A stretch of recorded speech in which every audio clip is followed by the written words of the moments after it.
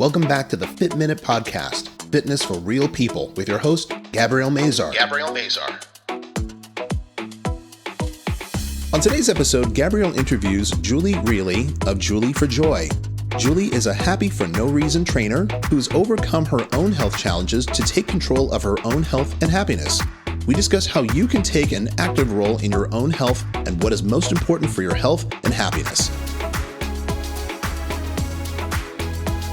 And now here's your host, personal trainer and stretch therapist, Gabrielle Mazar.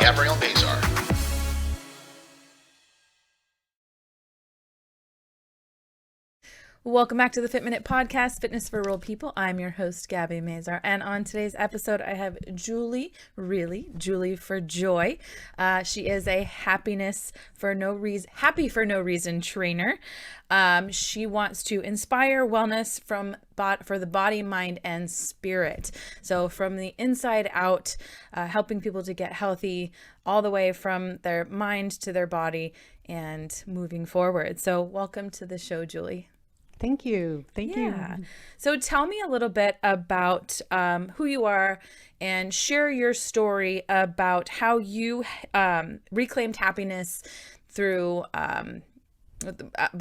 illness and self-doubt, self-hatred, and how you reclaimed your own words today. Reclaimed your own happiness. Okay. Well, I'm really Let me say that again. I'm going to cut that part out. Okay. So share your story about how you reclaimed happiness through illness, self-hatred, self-doubt, and became a happier, better, healthier person. Okay.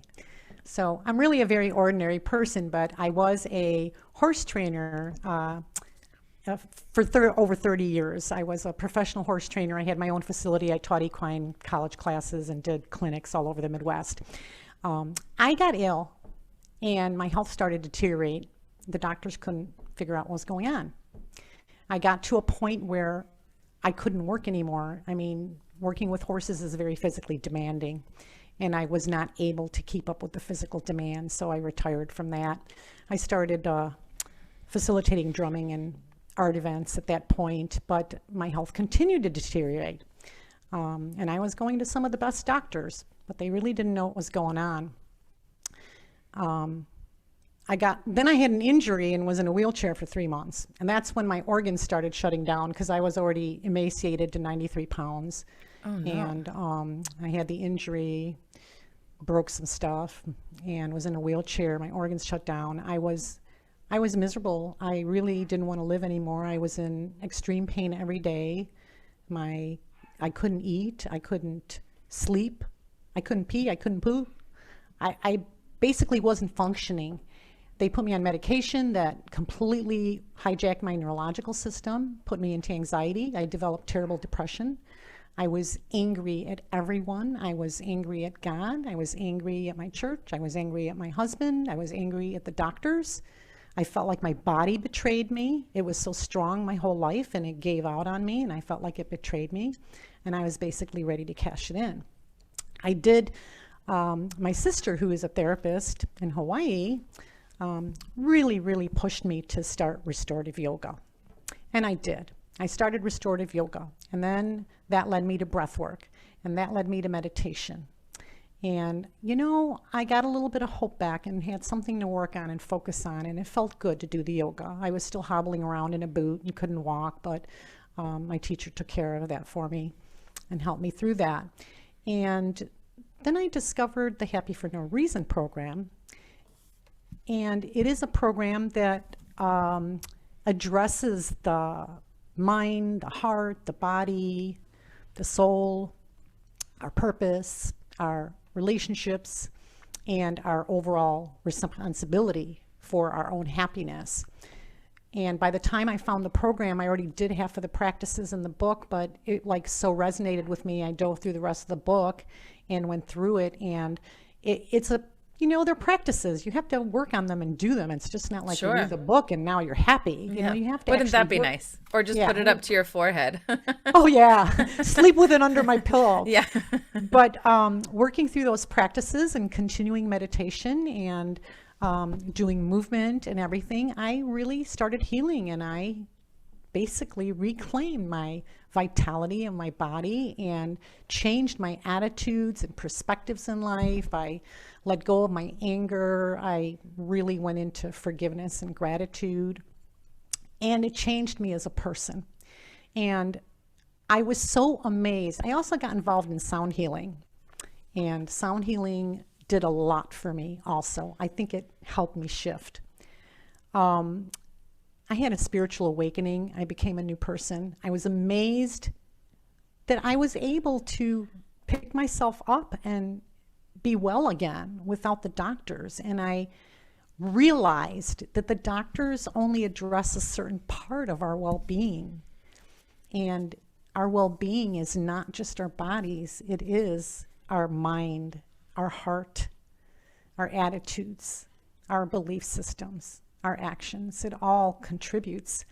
And when I discovered what I discovered, I really felt called, like I had to share it with other people. There's so many people I know that are struggling with anxiety and depression and, trying to deal with physical, bodies. My body's a little older than yours. So people in my age group are addressing the decline of the body sometimes more than younger people. But you guys take care of yourselves, because you don't want to decline when you get older.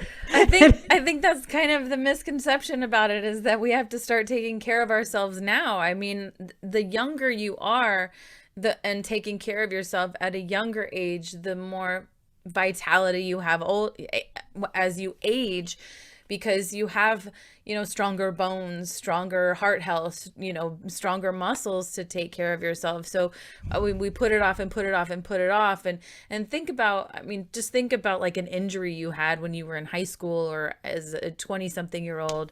And then now you're 30-something, 40-something, and you have, a bum knee, and you kind of walk with a limp, and now your back starts to hurt, and it's all because of something that happened 20 years prior. It's exactly the same thing. You have to start now, yesterday, 6 years ago, 10 years ago. But there's no better time than now to start. So you can't think of it as, oh, well, it's too late now, because it's never too late. No, it's not. But yeah, you have to start taking care of yourself and caring for your body today, like right now, right this moment, and not put it off until something bad happens. But and not just your body. You have to take care of your mind and your heart of course, and soul. Of course. And we are all so busy multitasking that we don't allow ourselves to come down and clear our minds or focus on just one thing, so that our mind thrives when we multitask. We eat our meals and do our work at the same time.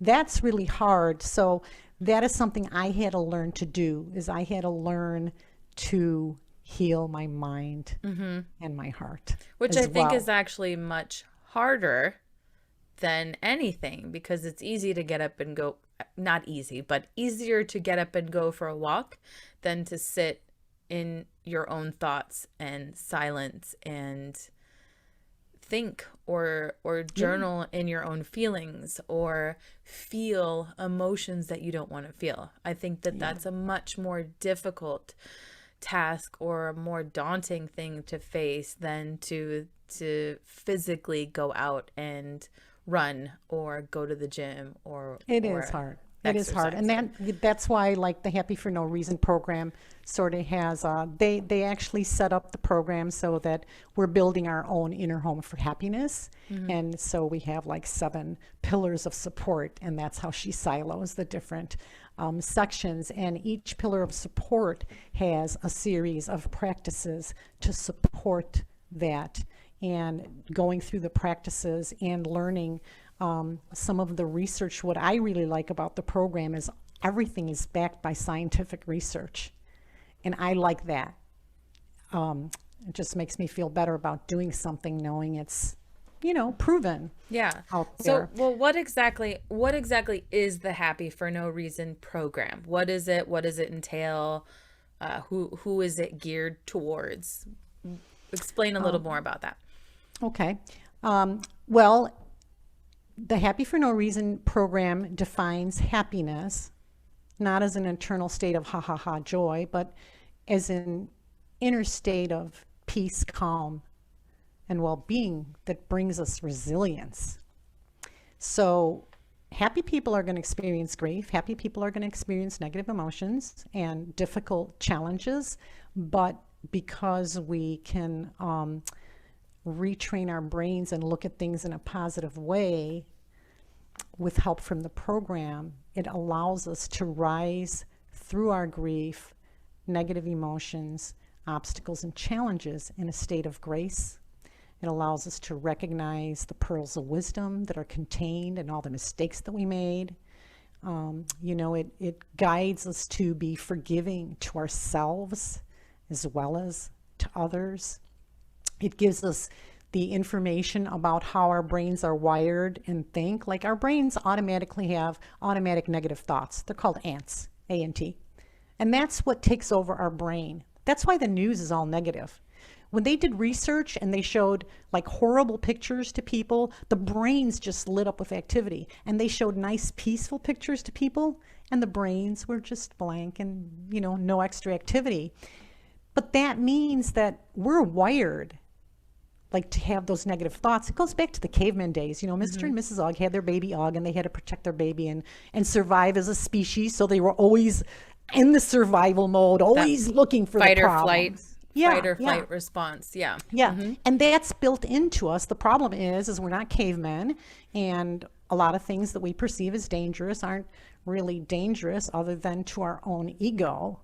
But we're always in that survival mode or fight or flight mode, which brings up the negative chemicals in our body. Now, what happens when we have negative emotions, and this is all presented in the Happy for No Reason program, when we have negative emotions, hate, anger, worry, any of that, resentment, jealousy, any negative feelings bring up cortisol and the negative chemicals. And those negative chemicals actually open the door and unlock the key to our genes and DNA to release whatever disease we're carrying. And it manifests physically. Now, the good emotions, especially gratitude, that's the number one good hormone releaser, and forgiveness. Those kind of emotions, compassion, kindness, love, all those positive emotions release the good chemicals, the serotonin, the dopamine, the oxytocin, all those good chemicals. And those are actually healing for our body and make us feel good. So not only does working through this program help you understand how your brain works so you can change it, but it also gives information on things physical, the chemicals, the hormones that you might need to check with a doctor with. But it gives little questionnaires that you can take to realize if you're insufficient in certain hormones and whatnot. So the program is really good for anybody who is stuck in a negative place. It's really good for people who feel victimized, who feel that they will only be happy if blah, blah, blah, or when blah, blah, blah happens. Like the Happy for No Reason program is designed to build an internal place of happiness, not happiness because you win the lottery, not happiness because you got a new job, just to be inner a happy peace, person, inner calm. Right. Sure. All the time, regardless of what's going on in your life. And the first pillar is the foundation, which is taking responsibility for your own happiness. And if you look at I used to hate the word responsibility because I always associated with all the icky stuff we don't want to do that we have to do. But if you take the word and you break it down, it's responsibility. And it really talks about our ability to respond to anything that happens, good or bad. We can't control what happens to us, but we can control how we respond.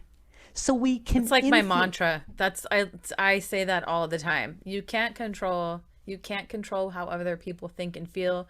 You can't control what's going on around you, not in the world, not with other people, not with anything, but you can control your response, how you respond, how you react to it. Because if you react with explosive behavior, nobody else around you cares. It only affects you. You're the one that's upset. You're the one that takes that on. You're the one that has to deal with the consequences of that. But if you respond differently in how your body can handle it, then it's like, no big deal. Okay, moving along, you know. Yeah. So an example of one of the practices for the pillar of the foundation, which is taking your responsibility, and the practice is designed to create awareness, because yes, we can take control over how we respond, but we have to be aware of it first. Sure. And until we have awareness, we can't do it. So there's a little game. It's called the blame, shame, complain game.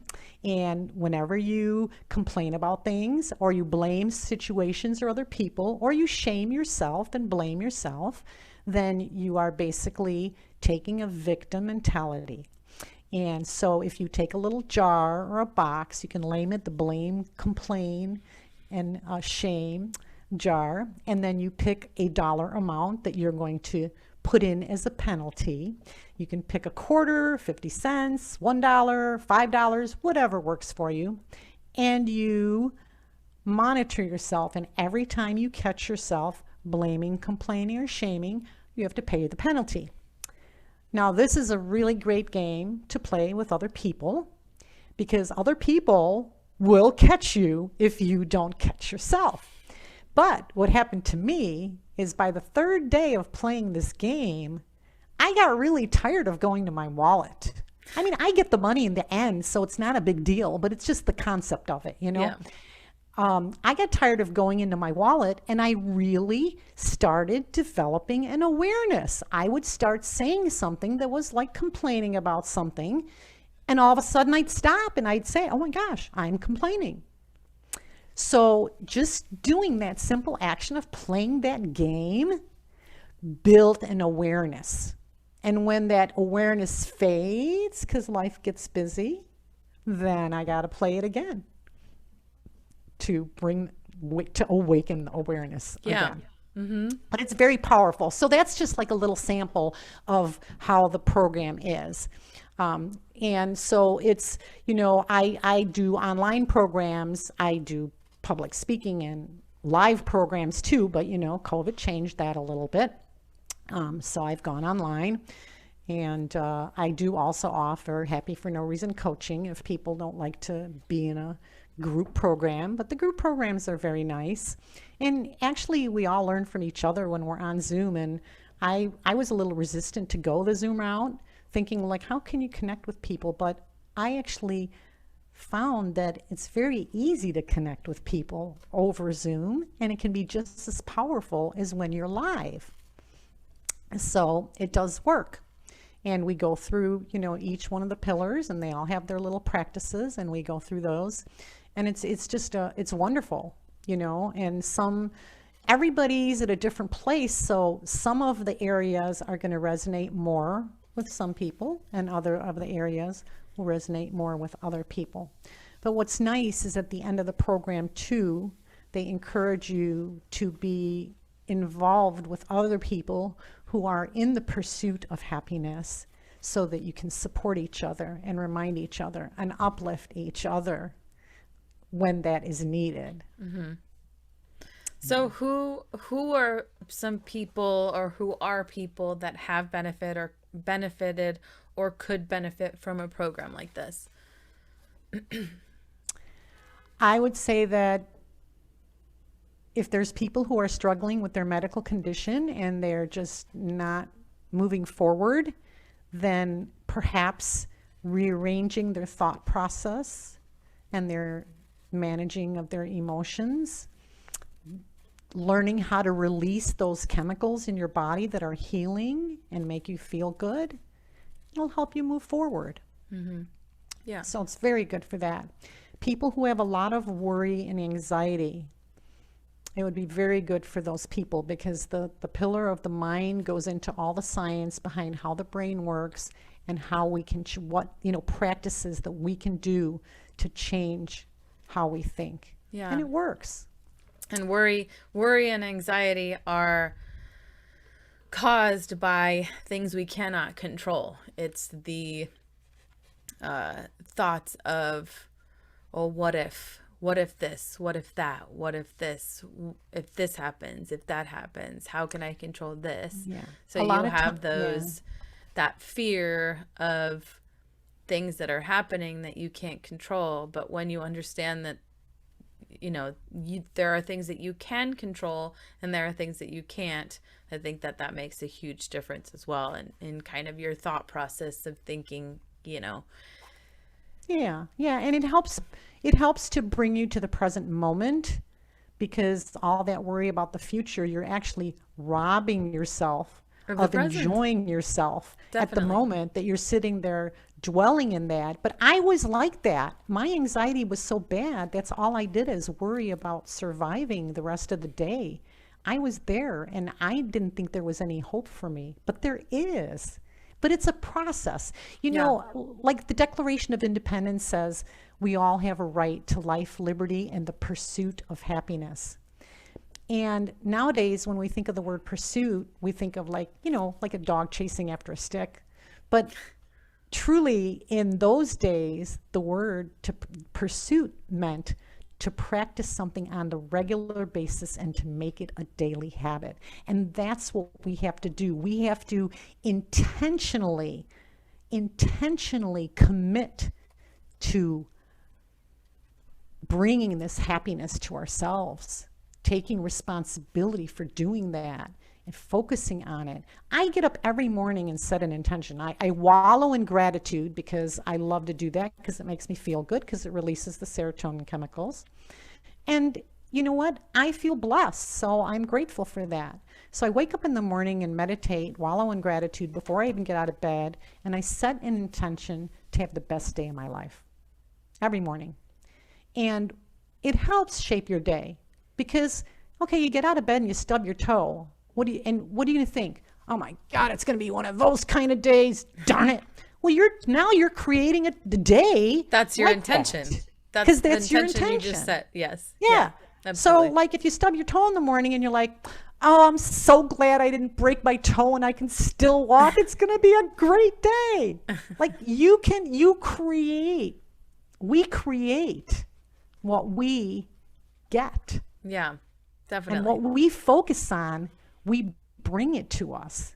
It's like when you buy an orange car, all of a sudden you notice orange cars everywhere. Now, you never noticed them before until you bought that orange car, because you started focusing on it. Right. And that's how our brains are. Absolutely. So if we're always noticing the negative things, if we're in people who are judgmental, they need this program. Self-esteem. Oh my gosh, the statistics on self-esteem. Like, by the time kids are like, kids have a really high self-esteem until they're about 6 or 7 or 8 years old. By the time they're in 5th grade, it starts going down. By the time they're in high school, self-esteem, only 5% have good self-esteem. That's huge. And what is that all about? It's all about us not thinking that we're not good enough, comparing ourselves to other people, and judging ourselves. Yeah. We have to stop that. We have to accept ourselves. We have to love ourselves. We can look into ourselves to how we can improve ourselves. And that's self-love. Looking into ourselves and criticizing and judging ourselves and then being mad at ourselves or feeling like we're not good enough, that's not self-love. And that's damaging. It's damaging to our heart and soul. So people with low self-esteem, people who feel victimized, people who feel like they're stuck and can't move forward, whether it's they're stuck in their physical bodies that aren't healing, they're stuck in their lives because they can't make things work and flow for themselves. Well, maybe they're putting out energy.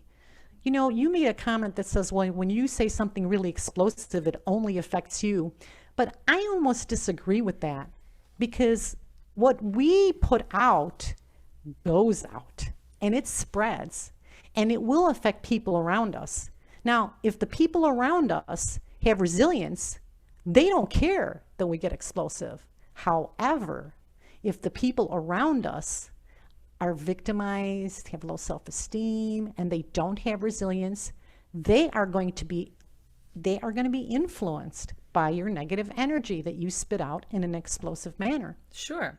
You know? So sometimes we sort of receive what we put out. You know, if we put out the negative stuff, we get it back. Yeah, absolutely. I definitely agree with that. It's a cycle of energy. Yeah. But it damages us, definitely. Right. When we put out the negative stuff. Right. So you do a couple of other things too. You do sound healing and some other practices as well. Why don't you share a little bit about that? Well, sound healing was very potent for me and for my recovery. And I started just playing a singing bowl. And it takes a lot of patience to make the singing bowl sound the right way. And it responds to your energy. And it sounds different every time you play it. And the vibrations penetrate, like we're all energy, and you get all these vibrations that are all energy. So the vibrations penetrate and they're very soothing. Like if you get the low tones are calming and grounding. High tones are activating. If your anxiety is wired and pumped up, you need really low tones. Even humming is powerful. Humming is healing and powerful because you're setting up the vibrations in your body. The high tones are activating. So if you're stuck and you're depressed and you can't get out of bed and you don't want to move forward, you don't want to do a project, then sometimes having the higher tones to activate yourself are more powerful. I actually got involved with using tuning forks. And I use the tuning forks on acupuncture points blended with traditional Chinese medicine. Mm-hmm. And I love traditional Chinese medicine because the philosophy is what I believe. It's like that our well-being stems not just from our body. Our health and vitality doesn't just stem from a healthy body, but from a healthy mind, a healthy heart, a healthy spirit. And all those things blended together is what creates a whole healthy person. And that's what's behind the traditional Chinese medicine. So the tuning forks are very, very powerful and totally influence. But I also use drumming. And drumming is also a very powerful tool because rhythm entrains our bodies. And it has been researched and to be shown effective. And I actually am trained in a protocol called Health Rhythms that is specifically designed to help our well-being. I've used it in hospitals with stroke victims and Parkinson's peoples because the rhythm entrains us. It's like when we're at the mall walking, when the music comes on a little faster, we end up walking a little faster because we naturally entrain to the rhythm. Yeah. You know, it's just natural. It just happens. So we can use rhythm to help our own bodies. So for example, if you're like really stressed out and wired for whatever reason, you would drum that rhythm on the drum. Real active, stressful anxiety, just what you feel, you drum it. Now you want to calm down. So you say, okay, now I got to calm down the drum. And you start playing it.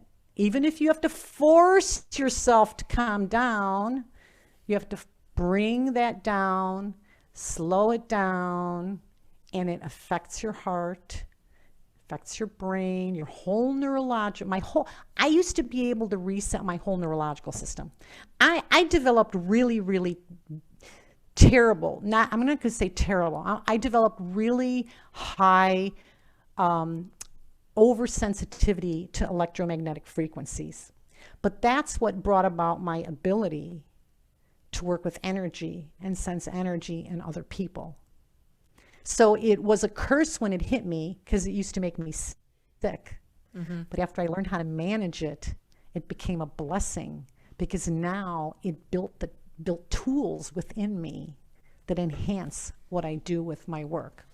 So I do use the tuning forks for healing purposes, whether it's physical, mental or spiritual or emotional. Sometimes people will come to me because they have terrible backaches and I'll start working on them and they break out crying and they're blubbering and telling me all these because it releases. It's that the vibrations of the tuning forks help release trauma out of your body just like movement does. And movement does release. We do store trauma in our bodies. You were talking about injuries that we have earlier and how they affect us in the future. Well, let me tell you something. I had my shoulder trashed and I had surgery. It was supposed to be arthroscopic, but they had to slice me open because it was so messed up. And I had neck and shoulder pain ever since that surgery. Like it never healed right. And I accepted that I would have neck and shoulder pain for the rest of my life because of my botched surgery. Well, here I'm going to restorative yoga and my mentors are telling me, no, we hold emotions in our bodies that create all these pains and things. You can overcome that. And I'm like, no, I had a screwed up surgery. It's not emotions. And I argued. But 2 years later, through movement, it released.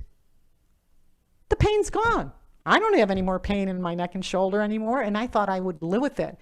But that's the thing, is we can't live with our pains and accept them or blame them on something else, because we create our own problems.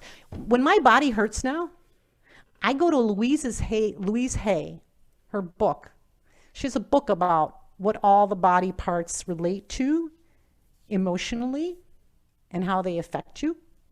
And I go to the book and I say, oh, my Baker cyst on my knee came back and it's really painful. I wonder what's going on. I go into Louise Hay's book. She says, well, the knee is flexibility. When you have pain in your knees, it shows a lack of flexibility. And I'm sitting there thinking, I'm really flexible. I've had to become flexible because of my health. I don't know if I agree with Louise. I am like so flexible. And then I realized I was considering on going to Hawaii on a trip because somebody's getting married and I was invited. I have really severe food intolerances that developed over my illness. And I am really vital and healthy, but I do have to manage what I eat. So I'm sitting there worrying about, well, if I go to Hawaii, am I going to be able to buy the food I need? Like, what kind of stores do they, because I can't eat grains or anything. And then I realized, you know what? I am so unflexible when it comes to my diet. And when it comes to that, that's where I'm inflexible. So I convinced myself that, you know what? I'm sure I can find food to eat there and not to even worry about it. And the pain in my knee went away. So this is my new thing in life, is to really tune into my body's wisdom, which I argued with my mentors for years about it existing. But I did finally get into it and tune into it and let my body tell me emotionally what I need to work on. And when I do that, it seems to release me from my pain and trauma a little bit. So, I mean, of course, you're going to get smashed in an accident, and then that might not be from an emotional thing. But when you can't recover, or you recover and years later the pains come back, that might be emotional things. Yeah. We definitely do hold on to emotion and stress and anxiety and all of those things physically, in our neck, our shoulders, our hips, our knees, our back. That is absolutely true. So I mean, it's not strange to say that some of those things could definitely be holding on to the emotion of a trauma and not letting go. I mean, our bodies have this innate ability to heal themselves. That is what they do. I mean, you have cells that are constantly regenerating. Your hair falls out and regrows. Your skin flakes off and comes back. I guess it comes back, but you know what I mean. Your new skin. Your new skin, your nails are growing. Everything in your body is constantly regenerating itself. And some things take a few days, some things take years, but you have to think that even if you have some sort of injury or even if you have some sort of trauma, that there has to be some mental component to it, because it's a part of your body. It's a part of something that controls what you're thinking, what you're feeling, and what's going on in your everyday life. You can't think, oh, I'm in pain every day and not be in pain every day. Yeah. Right. And movement, was so powerful for me, and it started with restorative yoga. It was so powerful for me that I really, for healing and releasing that emotional trauma and stuff, that I really feel like when I do healing sessions with people, I often want to prescribe movement for them. And I work with a lot of older people, and they're really leery about yoga. They can't get on the floor, on a mat, and down. And I started learning about Qigong. And Qigong actually aligns with traditional Chinese medicine, so it really appeals to me. And I got involved with Qigong. And that is wonderful movement. And really any movement that is done in a mindful manner is healing. And movement that is done with the attention of the mind, focusing on how the movement feels on your body physically and emotionally.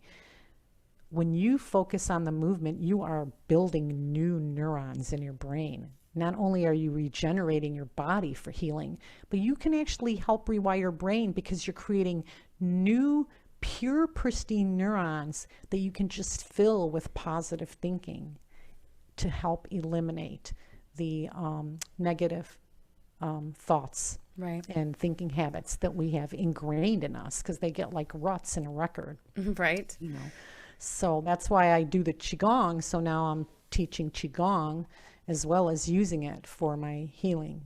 Yeah. services. So what do you think is most important for people to realize with their own personal health and healing and happiness? Well, I think they need to realize that they have to take responsibility for it themselves, and working with the doctors is good, and we need to work with the doctors, but that's not the only avenue, and we need to work in a holistic way with our mind, with our body, with our spirit, with our emotions, with our heart, as well as working with the doctors in our body. We have that innate healing ability within ourselves. We just need to activate it and allow it to do its job. It's a matter of allowing it to do its job. And that's one thing I like about Qigong, because Qigong is about self-awareness, allowing the energy to flow, because it's the energy that flows through our body that keeps our body vital and our organs operating efficiently. And activation. Yeah. So, but there's a lot of forms of movement. I mean, just going for a walk is really good. And I have to say that we need to be really aware of what the electromagnetic frequencies are doing to us, because it's a silent disease. It creates issues that we don't even know where it's coming from, and the doctors don't know. And my gut is completely related to my level of EMF exposure. And I ground myself all the time. And I need to ground myself all the time to maintain my health. And when you are overcharged with EMF, it actually inhibits your body's ability to heal. So that's another thing we need to work with. And I actually talk with everybody about that, because it has helped me so much. And nature immersion is one of the most powerful ways of grounding yourself. So you have your website, juliforjoy.com. What are some other ways that people can find you? You're on Instagram, you're on Facebook. Yeah, Instagram and Facebook. It's Juli for Joy, and it's Juli, Juli, without the E, the word for, FOR, joy. So yeah, you can find me through Juli for Joy on either my website, my Facebook, or my Instagram. And on my Facebook page, I do a weekly live mini video, just short, between 2 and 5 minutes. It's always an inspirational, uplifting topic that's related to healing, to happiness, to presence, to self-awareness, to Qigong, just everything that's positive. That's great. So they can find you. So if you want to follow her on Facebook, Juli for Joy, Juli for FOR Joy on Facebook, and her website, you can find her programs on there. I think you also have a book as well on Amazon. Yeah, I actually have a free offer for your listeners that is It's the Happy for No Reason workbook. It goes along with the Happy for No Reason program, and it's the 21 ways to raise your happiness set point. It also includes the happiness set point questionnaire. It includes the mood questionnaire that's related to your hormones, and all happiness quotes and all the practices. So your readers are welcome to access that. Perfect. I gave you the link, right? So you Yep. have the link. Yep. for I've your got the readers. links, and they will all be posted in the show notes. So Yeah. if anybody's interested in finding happiness for no reason, you can find all the links for that. I ran a series of free webinars every month on the second Tuesday of the month. I have my last one. It's free, so everybody's welcome to join. It's on October, October 12th is the second Tuesday of the month. It's at 7:30 in the evening, and it is a Zoom, and you can register for that. It's called Choose to Be Happy, and it's on my website. So you can register for that. I also put it on my Facebook. I haven't put it up there yet. I usually put it up about 10 days in advance or something. So a week in advance. So yeah, everybody's welcome if they want a free sample of the program. We are going to be reviewing the last pillar, which is actually the garden, which relates to cultivating nourishing relationships. Perfect. Because the people we surround ourselves will influence, we're contagious with each other. Yep. Happy people are contagious, but so are angry people and negative people. They can sort of feed you. You are the median of the 5 people you spend the most time with. So choose Yes. wisely. Yes. So that is Definitely. yeah.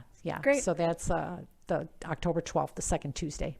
Awesome. So everybody's welcome to join that. Well, thank you so much for sharing, Julie for Life and Happy for No Reason, or Julie for Joy. I don't know why I keep saying Julie for Life, but life is joy, and my it's life great. is joy. It is. It's great. Perfect. Thank you for sharing. And I'll have all of those links in the show notes if you want to follow or find her webinars or just her inspirational videos on Facebook. You can follow her there. And thank you so much for coming on today. Thank you. Yeah. Thank you. Thank you very much, everyone, for listening, and we will see you all next time. Thank you so much for listening to the Fit Minute Podcast, Fitness for Real People, with your host, Gabrielle Mazar. If you would like more information on today's episode, you can find it in the show notes and on Gabrielle's website at www.destinationfitcations.com. Visit to keep an eye out for upcoming Fitcations. Be sure to share the show, give this podcast a review, and subscribe so you won't miss an episode. Join us next week to hear more stories from people just like you. This has been the Fit Minute Podcast, Fitness for Real People, with Gabrielle Mazar.